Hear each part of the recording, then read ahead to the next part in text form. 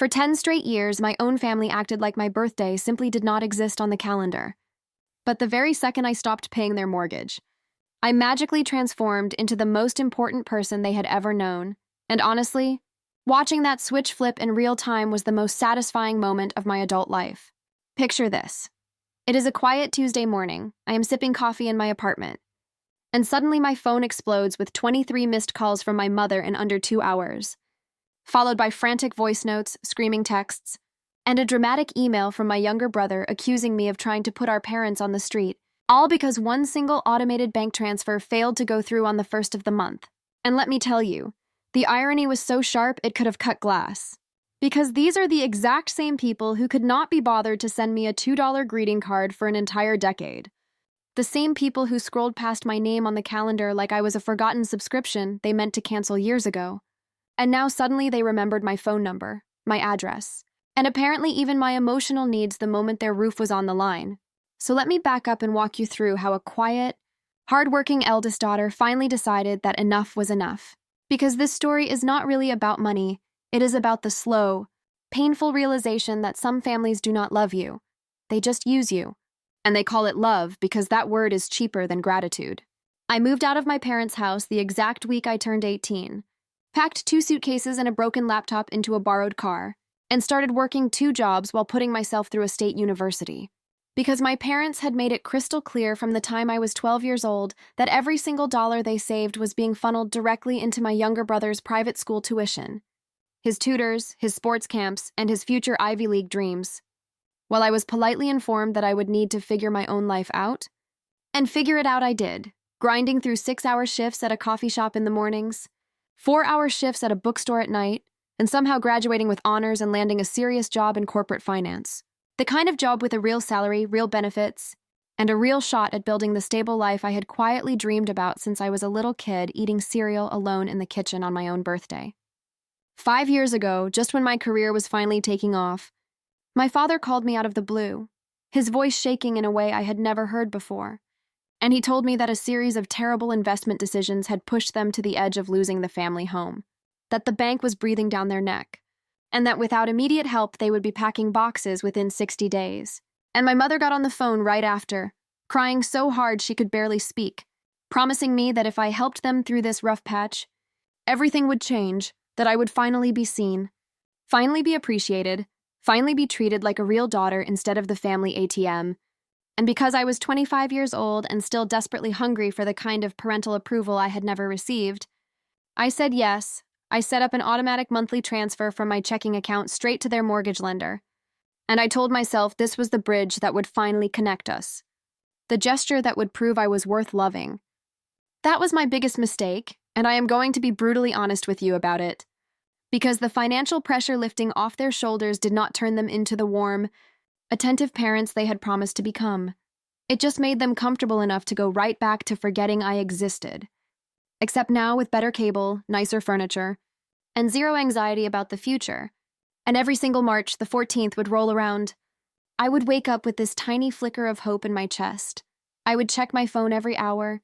I would refresh the family group chat like a teenager waiting for a crush to text back. And every single year, the silence was deafening. No call, no card, no cheap drugstore balloon, nothing.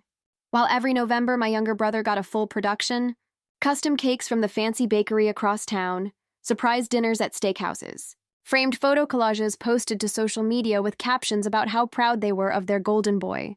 And meanwhile, every dollar they were saving by not paying their own mortgage was quietly being redirected into his lifestyle, funding his European backpacking trip, his designer wardrobe upgrades, his 3 different failed startup ideas that never made a single cent, while I sat in my apartment eating reheated pasta and pretending it did not hurt. The breaking point hit me 3 weeks ago on my 30th birthday, and I will admit something embarrassing here. Turning 30 felt like a big deal to me, a real milestone, and a foolish little part of me genuinely believed that maybe this year, with such a round and meaningful number attached to it, they might actually remember. So I dropped subtle hints in the family chat for weeks beforehand, casually mentioning that I was excited about mid-March, that I had taken the day off work, that I was thinking of trying a new restaurant downtown, anything to nudge their memory without sounding desperate. And when the actual morning arrived, I woke up, made myself a nice breakfast, and waited, and waited and waited. And by noon, there was nothing. By mid-afternoon, there was nothing. And then around 6 in the evening, the family chat finally lit up with a flurry of notifications.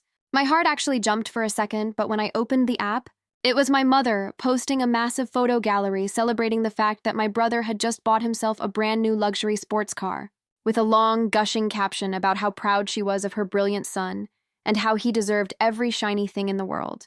And not one single word, not one syllable, not one emoji acknowledging that her daughter was turning 30 that very same day. I sat on my couch that night with a takeout container of pad thai cooling in my lap, and I did not cry the way I usually did. I just felt this strange, calm clarity wash over me. The kind of clarity that only comes after a decade of disappointment finally crystallizes into a single decision. And I opened my banking app, I scrolled to the recurring transfer section, and I deleted the automated mortgage payment, just like that. One tap, gone, and I went to bed and slept better than I had in years. The first of the next month came around quietly.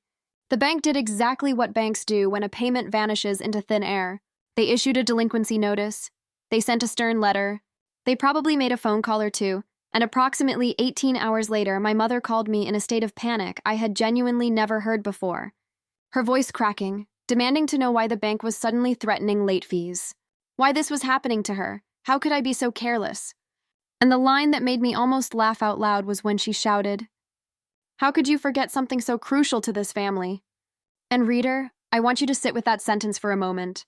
Because the woman who forgot her own daughter's birthday for 10 consecutive years was now lecturing me about the unforgivable sin of forgetting.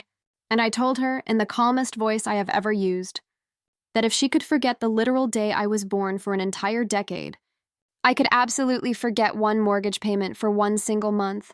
And that respect is not a luxury good, it is a basic necessity. And my financial charity was officially closed for business. My father called 20 minutes later, trying to use that big booming dad voice he used to scare me with when I was a kid, lecturing me about responsibility and family duty. So I let him talk for about 45 seconds, and then I blocked his number. And then my brother had the absolute nerve to send me a long, dramatic email calling me selfish, lecturing me about putting our parents at risk. And I replied with one single sentence. I told him that if he was so worried about their housing situation, he was welcome to sell his brand new sports car and cover the payments himself, and I have not heard a single word back from him since that email left my outbox. My mother then tried the classic move of sending the extended family after me, recruiting aunts, uncles, and even a cousin I barely knew to leave me long voicemails about family honor and loyalty, and how the eldest daughter has a sacred duty to sacrifice. So I did the simplest thing imaginable. I screenshotted 5 years of bank statements showing every single mortgage payment I had ever made on their behalf. And I attached a screenshot of the family group chat from my 30th birthday where the only message that day was my mother asking if anyone wanted to finish my brother's leftover cake from his celebration 4 months earlier, and I sent that beautiful little bundle of evidence to every relative who had called me, and the voicemails dried up almost overnight. Because it turns out, people love to lecture you about family obligation, right up until the moment they realize they might have to pull out their own checkbook to fill the gap. And here's the part I want every single one of you watching this to really hear, because this is the lesson that took me a full decade and tens of thousands of dollars to learn. Emotional neglect is not free. Even though the people doing it always treat it like it is, they think they can keep taking and taking and taking from you forever without ever giving anything back. They think your love is a renewable resource with no off switch. But every single human being has a limit. And when that limit finally arrives, it does not arrive with shouting or revenge or drama. It arrives with one quiet tap on a banking app at 11 o'clock at night. And the silence that follows is the loudest sound your family will ever hear. My parents are currently scrambling to refinance. My brother is reportedly looking into trading his sports car for something more reasonable. And I am sitting here on a Sunday afternoon watching my savings account grow for the first time in 5 years. And I want you to know that I am not angry anymore. I am not bitter, I am not even sad. I am just finally, completely, beautifully clear-headed, because I spent my entire 20s trying to buy a seat at a dinner table where I was never truly invited. And turning 30 finally taught me that it is so much better to build your own house from scratch than to keep paying the mortgage on a home where you are completely invisible.